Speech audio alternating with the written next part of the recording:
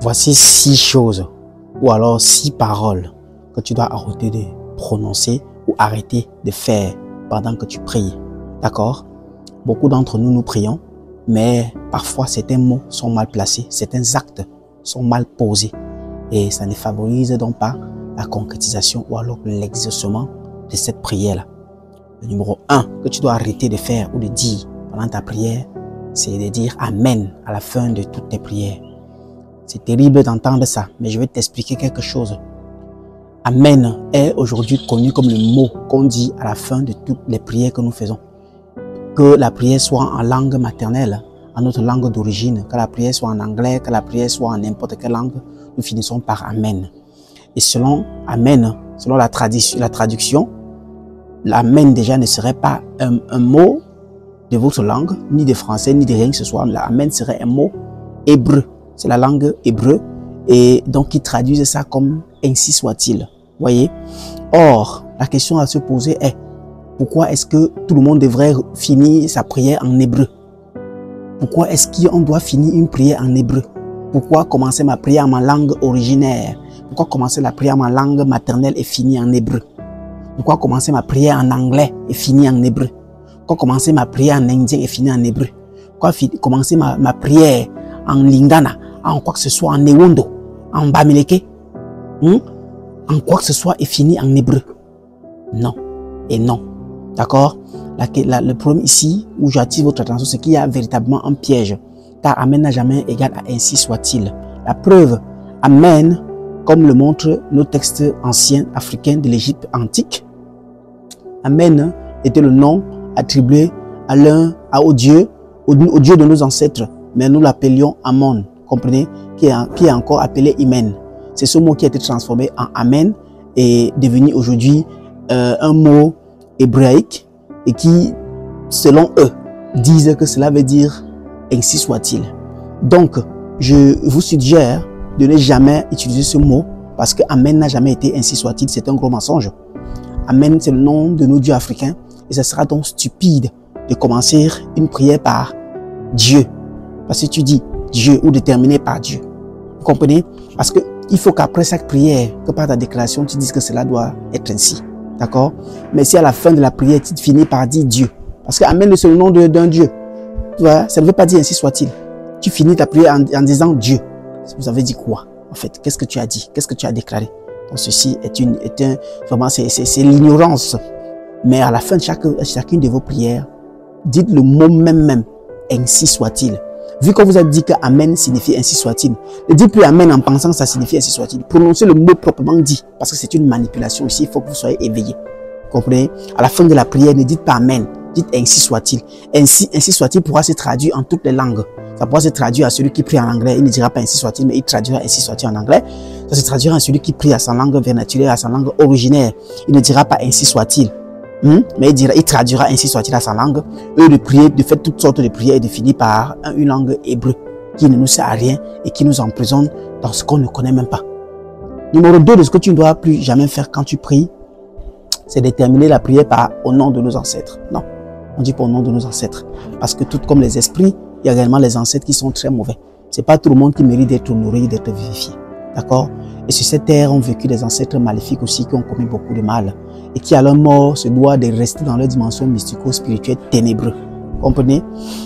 Maintenant, lorsque vous dites à la fin de la prière au nom de nos ancêtres, que ceci soit ainsi, vous avez ainsi globalisé tous les ancêtres. Comprenez? Dites toujours au nom de nos ancêtres originaires méritants. En disant le mot originaire méritant, originaire veut dire ici quoi? Ceux par qui vous existez. Méritant veut dire quoi? Méritant veut dire ceux qui reflètent ce que vous êtes. Voyez, c'est ça le méritant. C'est-à-dire ceux qui reflètent ce que vous êtes. C'est-à-dire sous la lumière, on n'attirez que la lumière. Et méritant aussi n'est pas seulement devant vous, méritant est devant Dieu. C'est-à-dire ce que Dieu a jugé qui méritait d'être honoré, d'être vivifié. Là, ça tient sa place. Donc toujours à la prière au nom de nos ancêtres originaires méritants. Et non au nom de nos ancêtres courts. Parce que vous risquez d'englober même les démons dans vos prières et cela aura des répercussions négatives ou alors ne permettra pas l'exaucement de cette prière-ci. La troisième chose que vous devez arrêter de faire pendant que vous priez, c'est la position des mains. Je l'ai déjà expliqué maintes fois. Lorsque toutes choses se joignent, il y a une énergie que ça produit. Il y a une énergie que ça produit autant pour moi. Et C'est pour ça que la main qui donne est toujours fermée et la main qui prend est toujours ouverte. Lorsque vous mettez les mains ainsi en priant, vous ne recevez pas du tout. Vous comprenez? Nos aïeux se mettaient dans les lieux sacrés et demandaient des grâces. Regardez les anciennes images. Nos aïeux demandaient des grâces avec des mains ainsi. Vous comprenez? Les mains doivent être ouvertes pour recevoir. Et lorsque vous priez, c'est une façon de demander. Vous êtes dans un état d'esprit de recevoir et non de donner. Mais si vous voulez donner, vous allez donc faire ainsi. Comme nous a abrutis les religions de tant d'années, qui nous apprennent à prier ainsi pour que nos énergies soient absorbées par leurs iconographies. Donc, ils passent leur temps à adorer. Parce que lorsque vous faites comme ça, dans les églises où il y a des croix, des statues, des ceci, ces énergies se libèrent et sont absorbées par ces statues-là. Pour que vous continuez à les louer, que vous les tenez comme des choses puissantes, alors que c'est de vos énergies qu'ils se nourrissent. Comprenez? La prière devrait toujours, la main doit être ouverte lorsque vous priez. D'accord? Et puis jamais comme ça, mais toujours comme ça pour recevoir. La main, n'oubliez jamais ceci. La main fermée donne et la main ouverte prend. D'accord? La quatrième chose que vous devez arrêter de dire à la fin de vos prières, c'est au nom de Dieu que ceci soit ainsi. Non, pas au nom de Dieu. C'est vrai, nous définissons Dieu comme le créateur et tout, mais laissez-moi vous dire que Dieu aussi peut s'affirmer dans d'autres contextes. Parce que même le démon prie et à la fin il dit au nom de Dieu. Même le démon parle Dieu. Même le démon dit mon Dieu me sauve. Même le démon dit seul Dieu est le juge. Même le démon fait toutes les citations avec des noms de Dieu. Mais le Dieu, qu'est-ce qu'un Dieu? Un Dieu est une personne qui est surnaturelle à l'homme, qui est doué des pouvoirs sur homme. C'est-à-dire qu'il a la capacité de faire ce que l'homme ne peut faire et de contrôler ce que l'homme ne peut contrôler. Et nous savons que dans ce monde, beaucoup de démons peuvent le faire. Il y aura donc peut-être des dieux des eaux, des dieux des airs, des dieux de ceci, des dieux des démons, même des sectes dans certains milieux, des sectes des gourous, et des gourous des sectes et des loges, s'apparaissent comme des dieux devant leurs soldats, devant leurs fidèles, vous comprenez? Donc dites toujours au nom des dieux, d'accord, de nos ancêtres originaires et méritants. Vous comprenez? Méditez, il faut dire des choses comme ça se doit. Que de dire au nom de Dieu tout court. Dites au nom du Dieu de nos ancêtres originaires et méritants. C'est ce Dieu-là qui a créé le ciel et la terre. Oui, c'est le seul Dieu là-bas qui a créé le ciel et la terre, le Dieu de nos ancêtres originaires et méritants. Ça veut dire c'est lui qui est à l'origine de toutes choses. Le mot originaire ici définit tout, ça enlève, ça fait que vous priez, vous adressez votre prière au Dieu réel. Parce qu'il ne s'agit pas de prier, hein. Il s'agit de dédier des paroles à la personne qui est censée recevoir réellement ces paroles-là. Beaucoup prient, mais ne sont pas exhaustés parce qu'ils n'adressent pas des prières à ceux qu'il le faut. À celui qu'il le faut, ils ne font pas ce qu'il faut, ils ne prennent pas les positions adéquates. Rien du tout n'est fait. Vous voyez, tous les jours, les personnes se retrouvent à la tourner à rond. Mais rien du tout. Vous comprenez? Alors, cinquième chose à faire, à ne plus faire lorsque vous priez, c'est ne plus demander. Oui, ne demandez plus dans la prière, mais recevez plutôt. La prière n'est pas la mendicité. On ne prie pas en disant, Seigneur, s'il te plaît, j'aimerais avoir l'enfant, j'aimerais avoir le voyage, s'il te plaît, donne-moi le voyage, s'il te plaît, donne-moi le mari, s'il te plaît, donne-moi la femme, s'il te plaît, donne-moi les papiers. Non, on prie en recevant. Quand vous priez dans l'état d'esprit d'un mendiant, vous dévalorisez le divin qui vit en vous. Parce que Dieu vit en nous, respire en nous et en toutes ses créatures d'ailleurs. Et il nous a donc donné le pouvoir de l'utiliser, lui Dieu, en nous de temps en temps, pour nous exalter. Donc pendant les prières, au lieu de dire j'aimerais avoir, déclarez que vous recevez. Comprenez? Je reçois mes papiers, je reçois mon mari, je reçois mon voyage, je reçois ceci. Au lieu de dire donne-moi le voyage, donne-moi ceci. Comprenez? La sixième chose et dernière maintenant que vous ne devez plus jamais faire quand vous priez ou jamais dire quand vous priez, c'est de dire Seigneur.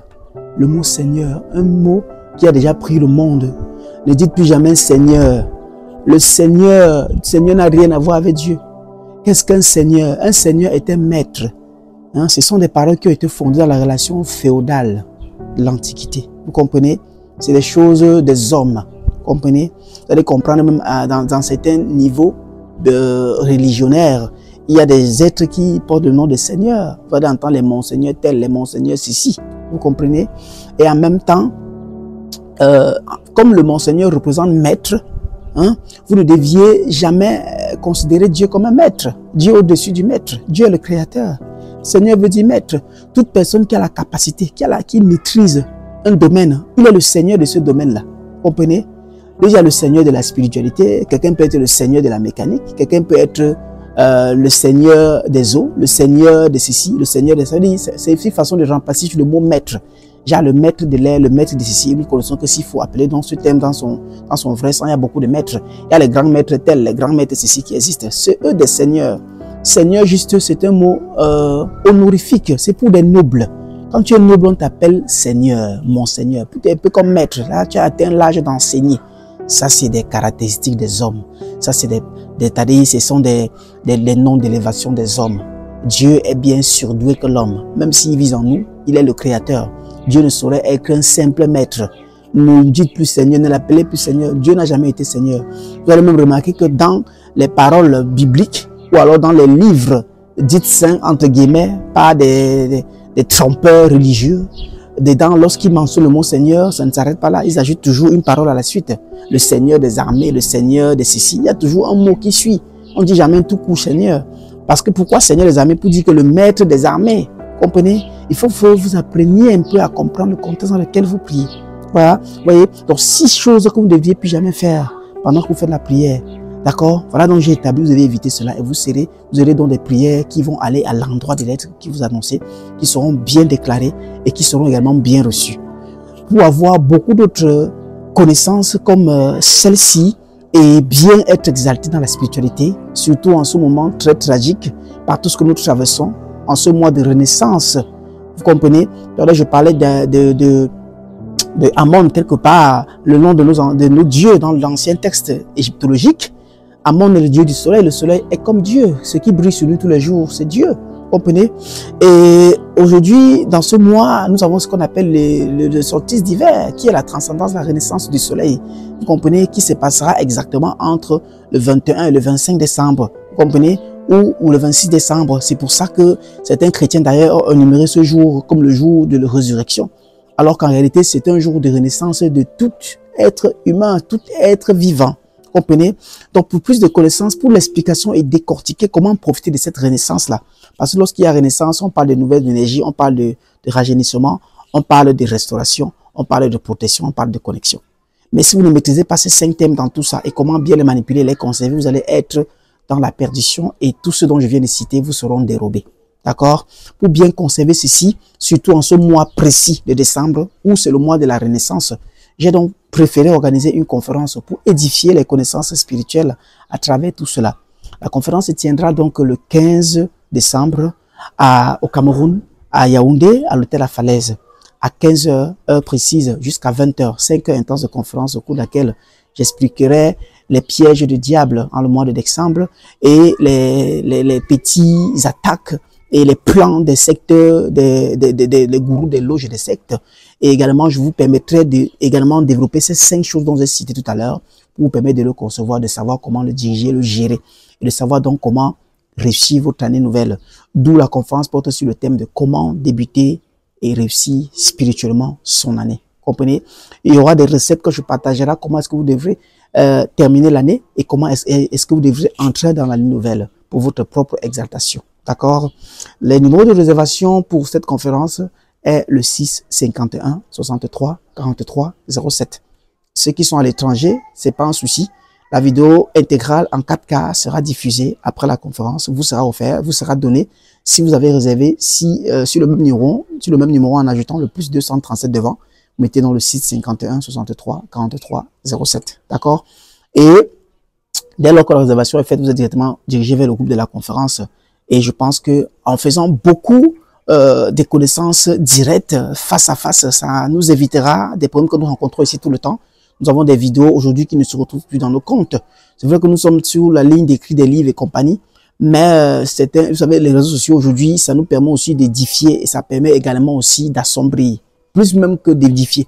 Donc, nous sommes aussi combattus par tous ces dirigeants-là, par toutes ces personnes détenteurs de la technologie, qui parfois nos vidéos disparaissent dans nos comptes, les vidéos édifiantes disparaissent. Donc, des conférences sont des moyens de plus partager des connaissances pour que ça reste ancré, pour que nos voix soient portées partout et que les connaissances soient suivies directes et partagées. Donc, rendez-vous donc le 15 décembre à 15h au Cameroun, à Yaoundé, à l'hôtel La Falaise, pour que les cerveaux continuent de s'allumer. À très bientôt.